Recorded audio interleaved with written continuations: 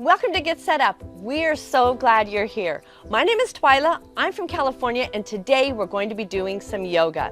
Some nice, gentle, easy yoga. Maybe if you're just beginning, maybe if you've had an injury and you're recovering from your injury and would just like to start stretching. Maybe you've been out of yoga for a while and are ready to get back into it. This yoga class is for you. So let's start out in a comfortable seated position. Some of you might be sitting like this. Others of you might need to put a pillow or something. Sit on a pillow to elevate your hips a little bit so it's easier on your hips, your core, and your knees. Others of you might be used to half lotus, or maybe you're even used to full lotus. Whatever is comfortable for you. And then as we start out, we're just going to take some easy breaths. You want to deepen your inhalation and extend your exhalation. Close your eyes. Yoga is also about balance. Balancing the breath helps balance the body, which balances the mind. So whatever your number is, maybe you're inhaling to 4. If you're inhaling to 4, then also exhale to 4. If you're inhaling to 6, then exhale to 6. Actually, in Kundalini Yoga, they talk about the 1-minute balancing breath. And they inhale for 20 seconds, hold the breath for 20 seconds, and then exhale for 20 seconds. That's the 1 minute. But we're just going to do some in and out, natural breathing, just to help lower, to de-stress a little bit. If this position gets uncomfortable, remember you can even put a pillow underneath your knees. Just a simple position. Finding that yoga breath, finding some calmness. The next seated pose we're going to do is a seated twist. I'll show you some modifications for that. So I'm going to remove the pillows, but you can keep the pillows there if you want. And what we're going to do is we're going to bring the left knee to the inside of the right foot.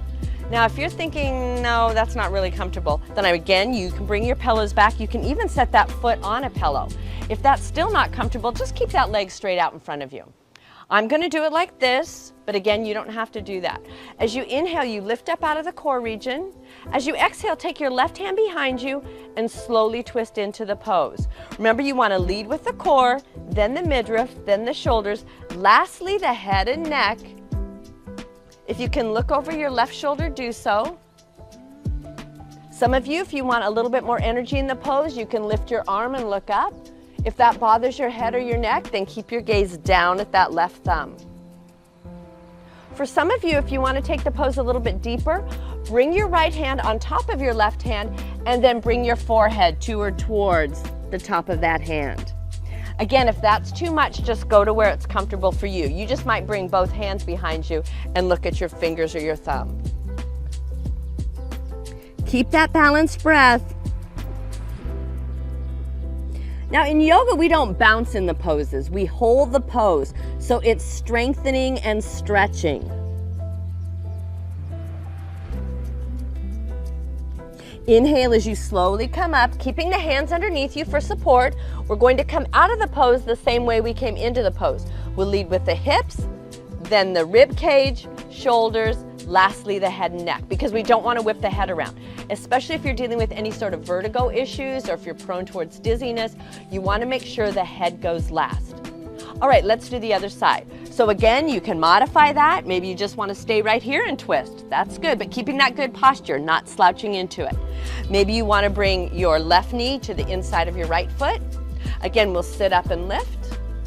And exhale, slowly take it around. Remember, hips, rib cage, shoulders.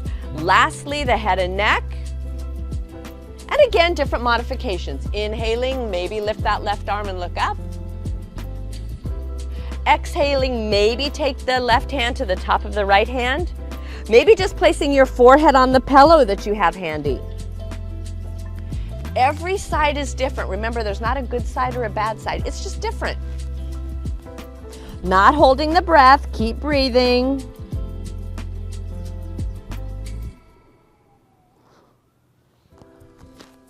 Hope that ambulance isn't coming to get you because you're stuck in this pose. I hope that's not the case. Keep breathing.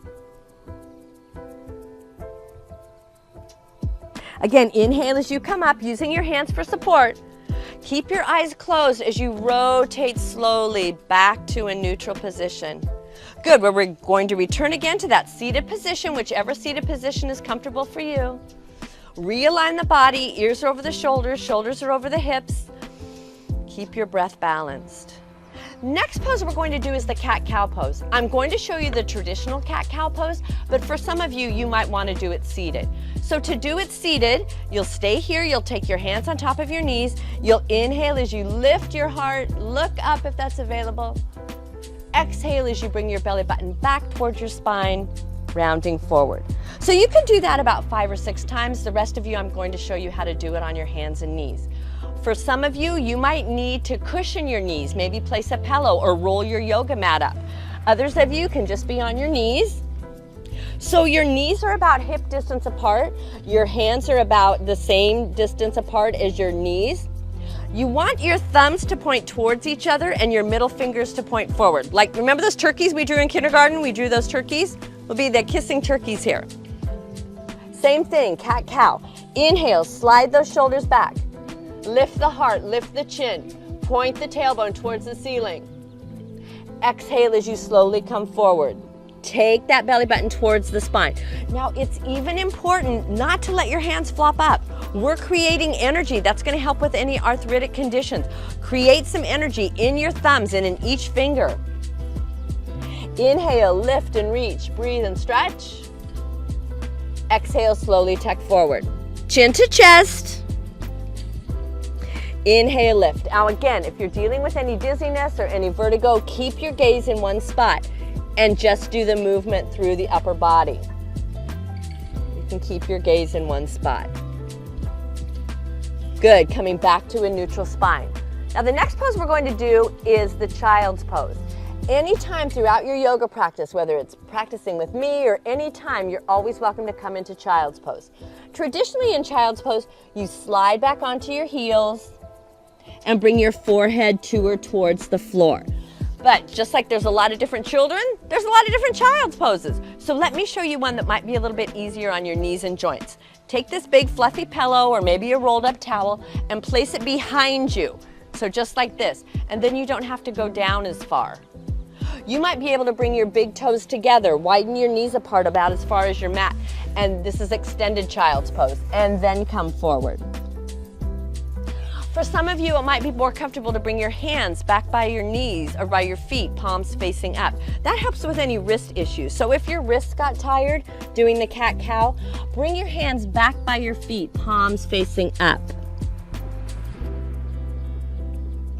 This is a great one too if your grandchildren are acting up, and instead of putting them in timeout, just say, you go take a child's pose. Okay, 5 minutes you're in child's pose. It'll calm them down and help just a little bit. Coming out of the pose when you're ready, remember, head goes last. None of this whiplash stuff. Keep your gaze down. Keep your gaze down. Good. Once your body is in alignment, then you can slowly inhale and lift the head. Exhale, relax the shoulders. Nice.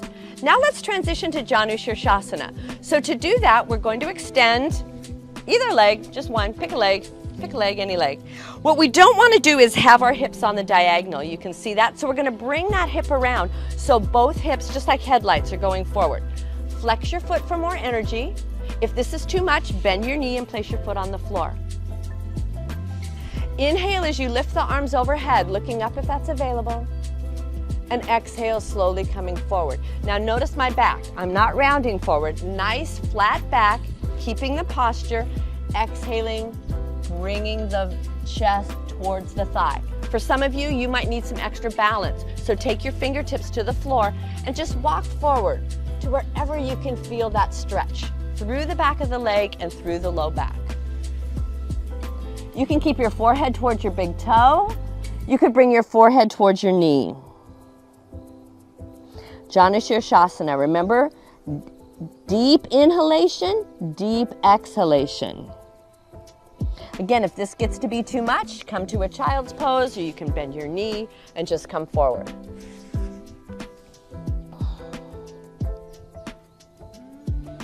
Now, some of you might need some support coming out of the pose. So you're going to walk your hands back by your thigh and then slowly lift. Notice my gaze is still down. If you're not dealing with any low back issues, go ahead and switch legs. But if you're dealing with a low back issue, I want you to bring your hands behind you, then bring that foot in, extend the other foot out. Notice how I kept supporting the back. This leg might be different, this side might be different. Again, the hips go forward.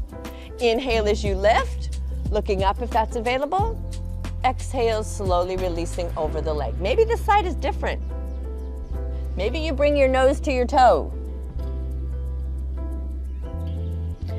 Notice the breath. Remember, we always want to keep our awareness on the breath. There's some forms of yoga, we don't even do a pose or the asanas. It's just all on breathing. So yoga doesn't mean getting into those weird positions where you feel like you're one of the Incredibles or you need some WD-40. But I do think that yoga is WD-40 for the body.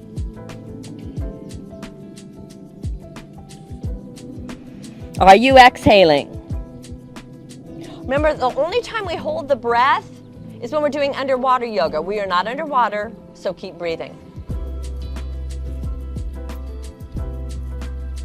Inhale as you slowly come up, lifting the arms if that's available. Remember, head stays down until we're in that upright position.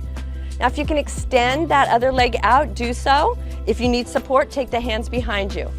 Exhale, release forward, looking up. And exhale, let's just release to a forward fold. Again, you might need to bend your knees. You might take your right hand to the outside of your left foot, your left hand to the outside of your right foot, bend your elbows and come forward a little bit. You might have your feet on the floor.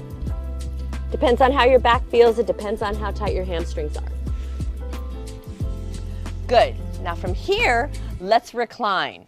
Some of you, if you have a really strong back and a really strong core region, you're going to come forward and you're going to use that core region to slowly release you to the floor. If that's too intense for you, then I want you to bend your knees, place your hands on the floor, come down elbow to elbow, then release the legs out one at a time, and then slowly release to the floor.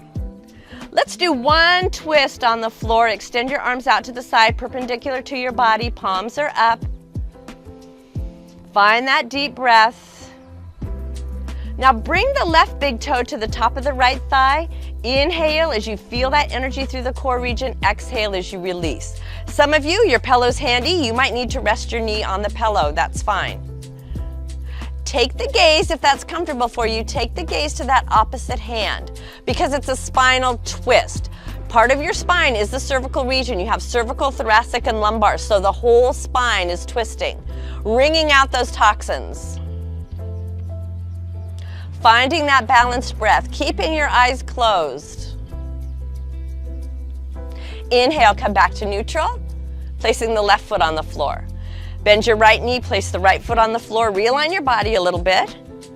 Extend that left leg forward. Inhale as you place the right big toe on top of the left thigh. Exhale, release to the other side, taking the gaze the opposite way. If your shoulder comes off the floor, we've lost the integrity of the pose. So it's better to keep the shoulder on the floor and only come halfway than it is to roll over on this side. Finding that balanced breath. Holding the pose, not holding the breath, letting the breath guide the pose. Inhale, come back to neutral, placing the right foot on the floor. Bring your hands about 35 degrees away from your body, palms are up. Extend that right leg forward. Now take the feet about hip distance apart, maybe a little farther, and let your baby toes relax towards the floor. You all know this pose, Shavasana. I'm gonna leave you here because you can stay in Shavasana until the next time you turn on one of a Get Set Up video or stay here for a few minutes. Thank you so much for joining me in yoga. I hope to see you next time.